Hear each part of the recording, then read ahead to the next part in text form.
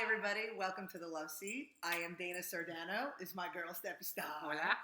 And we are here in Ubuntu Fish Gallery. I am the resident artist and owner. Just to give you a little insight into who I am and what I do. I'm not just an artist. I'm actually a career educator turned artist. Call it a midlife crisis. Call it what you will. But I parlayed that interest in art and my love and joy of painting into this beautiful, beautiful place. And we not only create here, but we have workshops, workshops about social, personal growth, as well as metaphysical workshops, as well as painting workshops. We do spiritual readings. We have a bevy of unicorns that do all sorts of cool stuff. Energy readers, healers, mediums, psychics, just a magical, magical place. And I'm here with my magical, magical friend, Stephi Star, owner and operator of The Way Home, and I will pass the torch. So thank you, Dana. I am Stephi Star. I am a spirit plant facilitator. I assist people on psychedelic journeys in an effort to better understand themselves and their place here in this realm. And that's what I do after a lifetime of Western medicine work, 30 years in the healthcare field.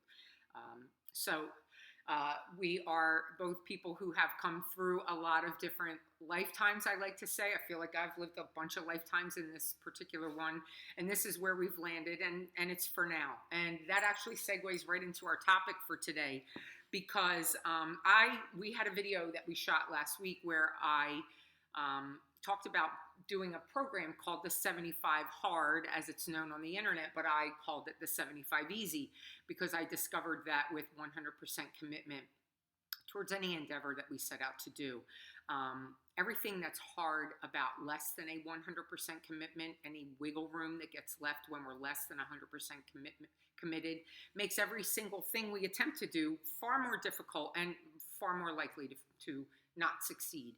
So in discovering the 75 Hard's tenets and applying a 100% commitment approach, the 75 Hard became the 75 Easy to me. And I believe that spelling casts a spell. I believe that words inform and shape our experience. So I'm very careful about the way I speak to myself, and then that in turn allows me to speak more clearly, more truthfully out in the world. So on the very day that I sat here that morning and extolled the virtues of the 75 Easy and how committed I was, guess where I found myself that very evening? So, the universe is hysterical, picking up what it's putting down. Like, here's how big and bad you are. I totally shit the bed that night. And so tell me what happened. I don't even know. All right, I don't even know. I'm like waiting. And the funny thing is, normally the way this would have played out, the way this would have looked to me, my inner dialogue around this, my inner video, if you will, would have been, oh my God, you're a failure. And you even talked about it on the interwebs, and you shared it on your movie with Dana. Right, yeah. Right, it's so easy when you're committed, blah, blah, blah, blah, blah. But here's what ultimately wound up happening, and it's going to take us to a topic that I'm very, very passionate about. I've taught, I write, and I speak publicly on what we call spiritual matters, but at the end of the day, it's all about your life, your wellness, your wholeness. So something I'm very passionate about is our true divine nature. So Thursday was a very busy day. I started here with this magical unicorn of a human being, and we did what we do. And then I had two other appointments throughout the day. The 75 Easy had me in kind of a routine where I would wake up, I would do one of my 45-minute workouts, and then later on in the day, I would figure out a way to get the other one in, usually in the evening when I'd normally be sitting in front of a TV jamming food into my face, even healthy food, it was better that I be out and walking, and that's what I was doing. I was doing 45 in the morning, 45 at night. But on Thursday was a very busy day for me. So I was here, I woke up, I was not able to do my 45-minute workout, and I figured I'll fit them both of my 45-minute workouts, even if I have to do them back to back. I'll fit them in at some point during the course of my day. And lo and behold, my whole entire Thursday went by. It was full. It was fulfilling. So I want to definitely point that out. I was absolutely where I belonged in every moment, doing what I was supposed to be doing with whom I was supposed to be doing it. There was no doubt about it. I got home that day. It was 9:10. I was super excited. It had been a beautiful day. This is a lot of my life, and I'm so very grateful for that, for sure. Very much chosen and created through hardship and difficulty, but I live this life for real, like so many days, and I never stop being humbled by and grateful for it. So walked in the door 9:10. Definitely knew I had 90 minutes of a workout in front of me, and I'm like, and this is how I talk to myself sometimes. Please forgive me. I'm like, listen, bitch, suck it up. You know, you told yourself you're 100% committed. Get on your tile floor on your yoga mat. Because I don't have exercise equipment or anything at home. It was too late to walk. It was too dark to walk. I had to work out in the house. So get down on the floor and do what you got to do and make 90 minutes happen. And I did that. You did? For 30 minutes. I was 100% committed. This is 75 easy. It shouldn't be difficult. And 30 minutes into my 90-minute workout, I was like, fuck this. How is this serving you? Because here's what I've learned, and this leads into this aspect of our true nature. I grew up in a dogma that taught me I had a sin nature. I grew up being told that there was something inherently flawed in me, and that by approaching, I won't use the words because there's so many people for whom those words work. But for me, they were not necessarily the answer that I guess everybody who taught me what they were wanted them to be for me. So the sin nature was only resolved and removed and healed through a relationship with an other, something outside of me to which I had to humble myself and I had to serve and I had to be glorifying all the time. And I get that, and that has its purpose here in this plane for sure. However, what I've come to understand on my path is that I do not have a sin nature. I am not a flawed individual. I am actually a perfect expression of the original energy. I use the word source for that, but source is, it's a word. It only gets you so far. Our words only take us halfway down the road. Nothing is ever the word. It's always something beyond the word. So for me, source is the word, but it is so much more than that.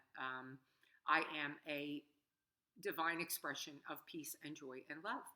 And in an effort to be those things, we always think we have to look for peace. We have to look for joy. We have to go find love.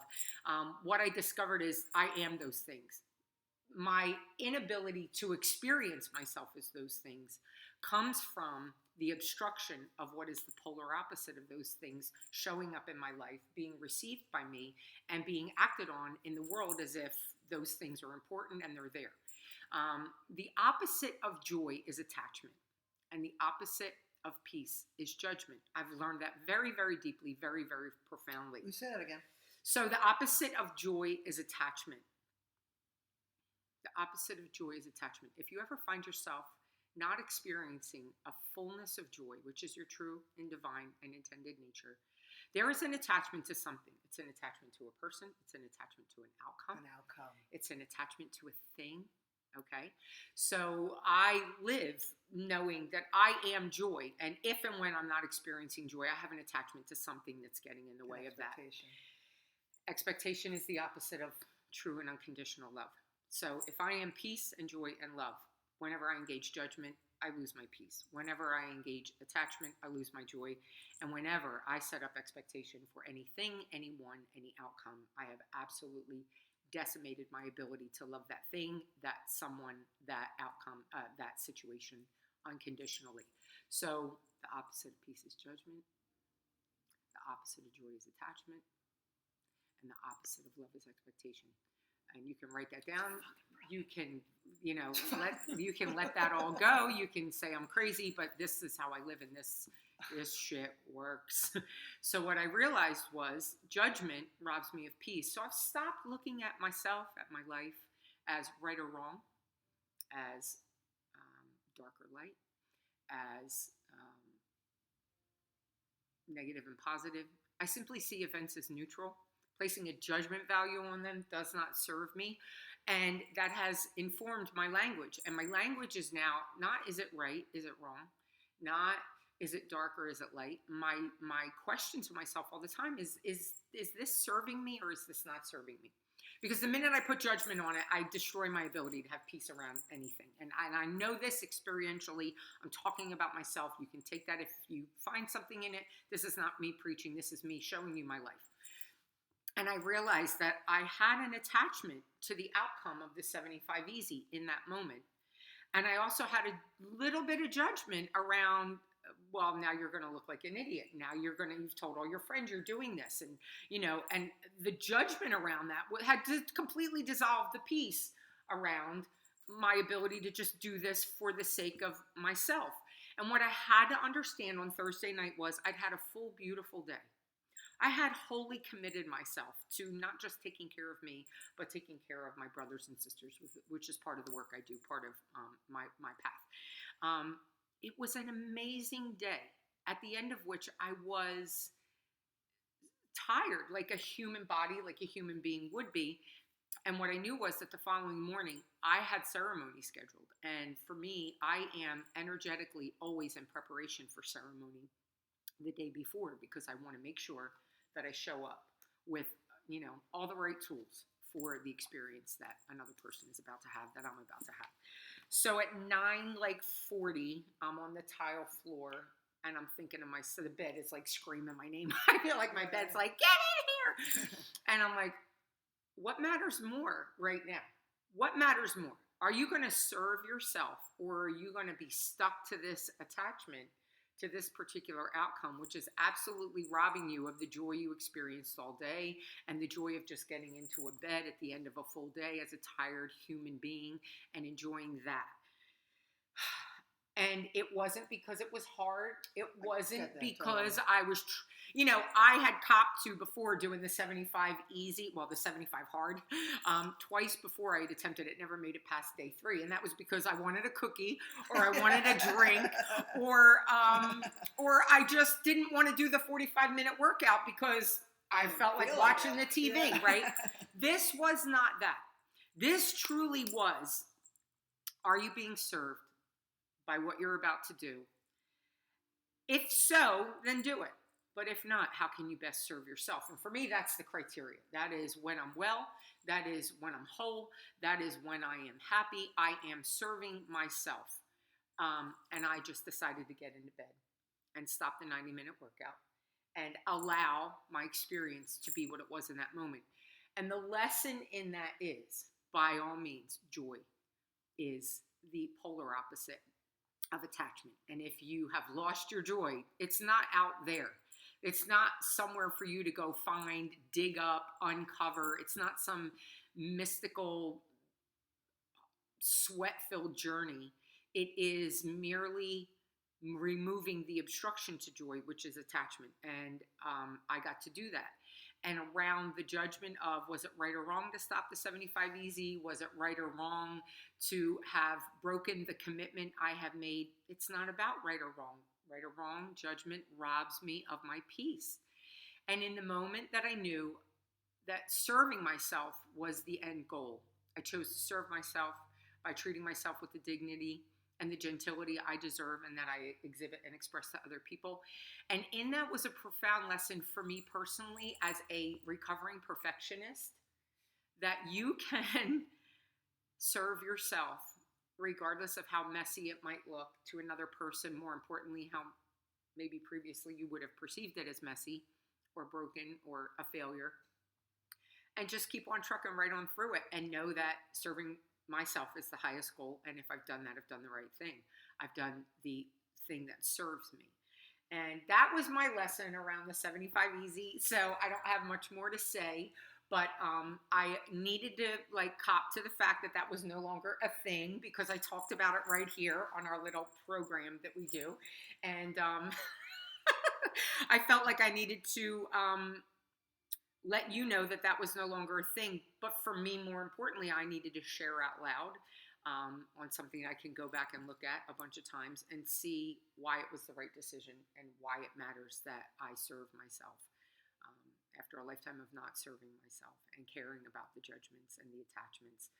It is a thing of beauty to sit here and have this conversation and to look at this person looking back at me on this computer screen and know that, whew, so much healing. I'm so grateful.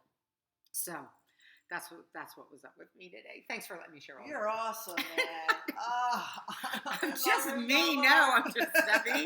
I'm Steffi. I'm just Steffi. I love you. I do love you, though. You know, I am going to resist, because I always have to say something about something, because that's how I roll. So, but I'm going to resist the urge to pontificate, because there's no point in it, because there's nothing that I could say that can match or even add to what you said.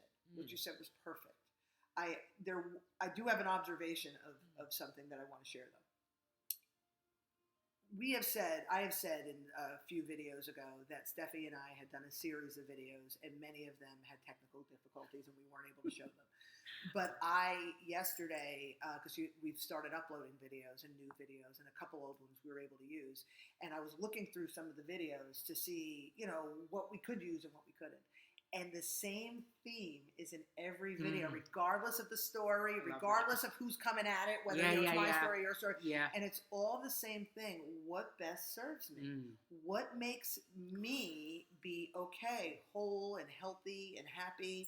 And this theme of I come first is really, really important. I don't care. I know how it's going to sound to some people, and I don't care. I have to be okay in order to be okay for the rest of the world. I'm going to stop talking because I already hear myself. I'm going. It's like I was wound up, so I'm going to stop. But really, what you just said is so powerful. And say again the opposite. Sure. And slowly, sure. Get a pencil. Because really, if we could, when we're in situations where we're finding ourselves in discontent, if we could reflect on those things, it really makes sense. So the first one. And it really makes a difference, yes. The first one is I am peace, joy, and love. That's how I show up in my world every day. I am peace, joy, and love. If I am not experiencing myself as peace, joy, and love, it's not that they're gone. It's not that I am not that thing. It is that their polar opposites have shown up. Their polar equities, in some ways, have shown up and are an obstruction to my experience of that peace and joy and love that I am. So the opposite of peace is judgment. How it should be. The minute I place a judgment on anything, good judgment, bad judgment, a compliment, a disparaging judgment, it doesn't matter. It's not, oh, you're beautiful. The minute we make some things beautiful, we automatically make other things ugly. So in an effort to get that out of the way, we have to be cognizant of the judgments that we're using. And this is my beautiful friend. She'll never not be beautiful to me. But I also understand that beautiful is relative. It doesn't really matter whether she's beautiful. What matters is that she shows up and is who she is all the time, irrespective of our comment around it, right? So at the end of the day, the opposite of my peaceable, true nature is any judgment that I drag into my experience, my relationships, and the things I own, the things that show up, things in the world. My next aspect of my natural, whole, intended self is my joy nature. I am joy. If I am not experiencing joy, it's not that it went anywhere. It's not that I've lost it. We don't lose what we are. We are what we are. But attachment can show up and block me, obstruct me from the experience of that joy. And every time I find myself out of joy, it is because an attachment to a person, a thing, or an outcome has shown up. And lastly, if and when I am not experiencing myself as love, just alone in a room, but then of course with others and out in the world where we live, it's because I've placed an expectation on that thing, that situation, or that person. Most importantly, it's really where expectation shows up, is with people. So the opposite of joy is peace. The opposite of peace is judgment. The opposite of joy is attachment, and the opposite of love is expectation. And I have lived that mantra for many years. It took time to put it into practice. It took profound focus and awareness of when my mind was going, to the dark side. The dark side. Which is so necessary. Again, very necessary, like the yin and yang, the balance, the being. It's all imperative. But I choose. I am just better served as a being of peace and joy and love. So those other things show up rarely, and when they do, I realize that they're a tool for my becoming more. So, and to your point about self, you cannot fill an empty glass. You cannot fill an empty glass with an empty pitcher. So on the pitcher, we always have to be full first. We can't give anything we don't have. So if you're not taking care of you, you're not really taking care of anybody else. Yeah. So there's that, and that's where we're coming from. And just to add a 2 cents, we are all human beings.